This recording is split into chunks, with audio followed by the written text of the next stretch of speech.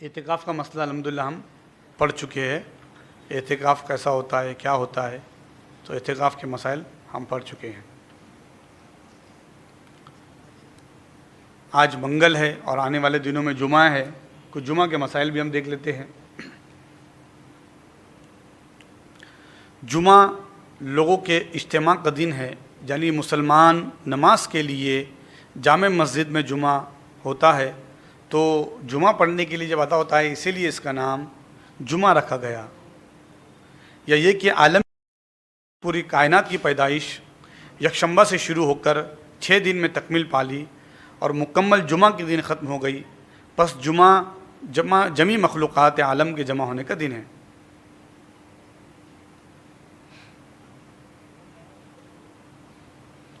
نسل انسانی کی اصل اول حضرت آدم علیہ السلام کی پیدائش اسی دن ہوئی.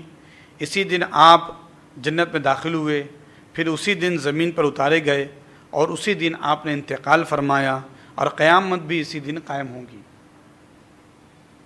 حدیث شریف میں نبی کریم صلی اللہ علیہ وسلم نے جمعہ کو سید الایام، خیر الایام، افضل الایام، شاہد، یوم المزید اور عید المومنین فرمایا.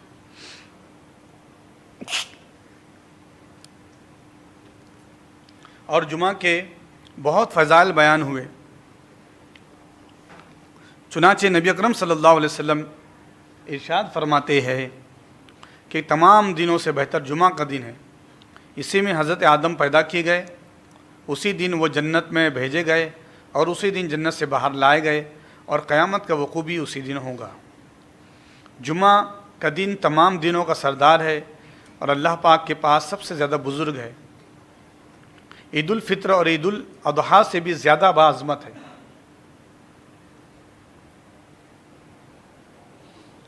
تمہارے سب دنوں میں جمعہ کا دن افضل ہے. اسی دن سور پھونکا جائے گا، اسی دن مجھ پر بکثرت درود بھیجو کہ وہ میرے سامنے لایا جاتا ہے.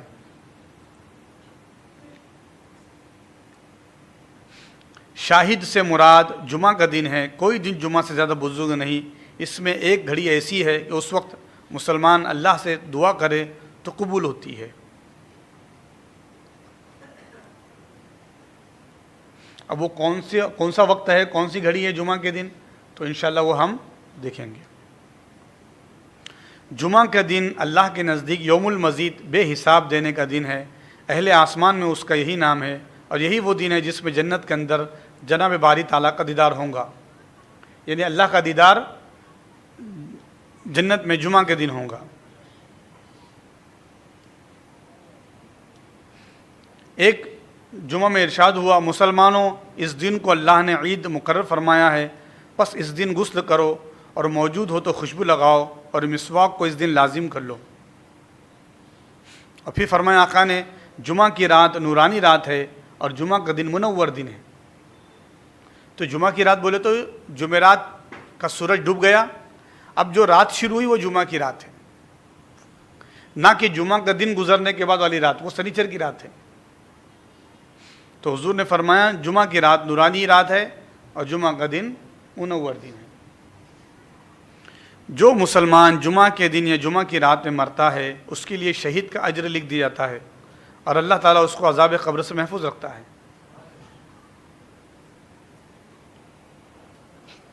ہر روز دوپہر کے وقت دوزخ تیز کی جاتی ہے، مگر جمعہ کے دن جمعہ کی برکت سے تیز نہیں کی جاتی.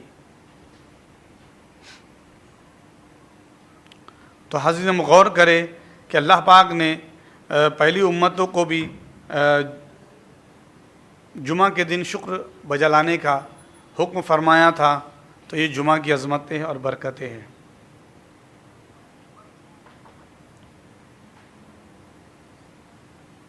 نماز جمعہ اسلام کے اعلیٰ اور اہم فرائض سے ہے، جس کو تمام فرض نمازوں میں خاص امتیاز حاصل ہے.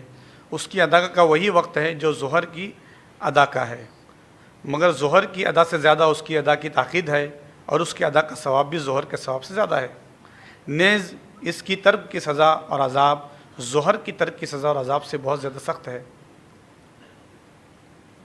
الغرض جمعہ کی نماز 5 جگانہ نمازوں میں ایک مخصوص اور مستقل نماز ہے اور فرض عین ہے، اور باقاعدہ جمعہ کے لیے اللہ پاک نے صورت نازل فرمائی ہے جو 28ویں پارے میں ہے۔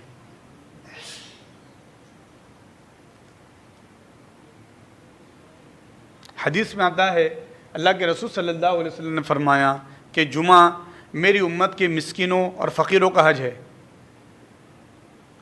تو جمعہ واقعی حج کی طرح ہوتا ہے، ماشاءاللہ سب جمع ہوتے ہیں، تو اس لیے جمعہ کا بڑا اہتمام کرنا چاہیے۔ پھر فرمایا جمعہ میری امت کے فقیروں کا حج ہے۔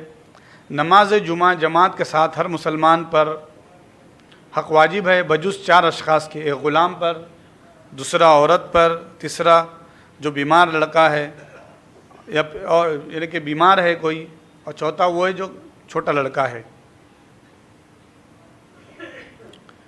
اسی طرح مسافر پر اور نابینا پر بھی جمعہ فرض نہیں۔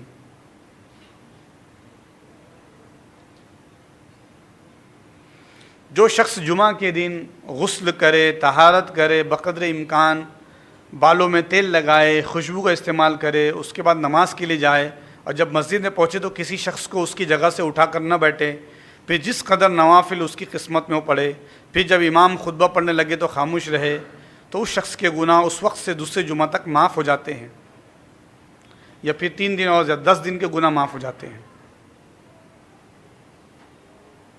جو شخص جمعہ کے دن اچھی طرح غسل کرے اور سویرے جامع مسجد پیدل جائے، سوار ہو کر نہ جائے، پھر خطبہ سنے اور اس میں کوئی لغو جھگڑا اور فساد نہ کرے، تو اس کے ہر قدم کے عوض کامل 1 سال کی عبادت کا ثواب ملے گا، اور 1 سال کے روزوں کا، 1 سال کی نمازوں کا بھی ثواب ملے گا۔ تو الحمدللہ میں دیکھتا ہوں ہماری مسجد میں لوگ 10 بجے سے آ جاتے، 11 بجے سے آتے ہیں، تو وہ یہ سب ثواب کے مستحق ہے۔ تو اس لیے جمعہ کا اچھا اور بہتر سا اہتمام کریں۔ جمعہ کے اور مسائل انشاءاللہ ہم شامل کریں گے۔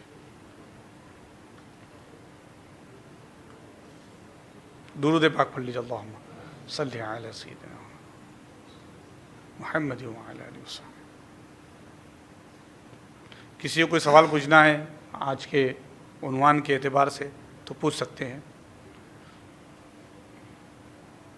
اب انشاءاللہ غسل کا بیان بھی چلتا رہے گا، جمعہ کا بیان بھی چلتا رہے گا، اور اسی طریقے سے اب جو ہے وہ گناہوں میں کیا کیا گناہ ہیں، کیسے کیسے گناہ ہیں، گناہ کبیرہ، گناہ صغیرہ، تو انشاءاللہ وہ بھی ہم ساتھ میں لے کے چلتے رہیں گے کہ گناہوں سے بچنا چاہیے، اور کسی کو گناہ کرتے دیکھے تو ہم کم از کم اس کو روکے، ہاتھ سے روکے، نہیں ہاتھ سے روک سکتے تو زبان سے روکے، نہیں زبان سے روک سکتے تو اتنے ایمان کی یہ علامت ہے کم سے کم برا تو سمجھے دل میں۔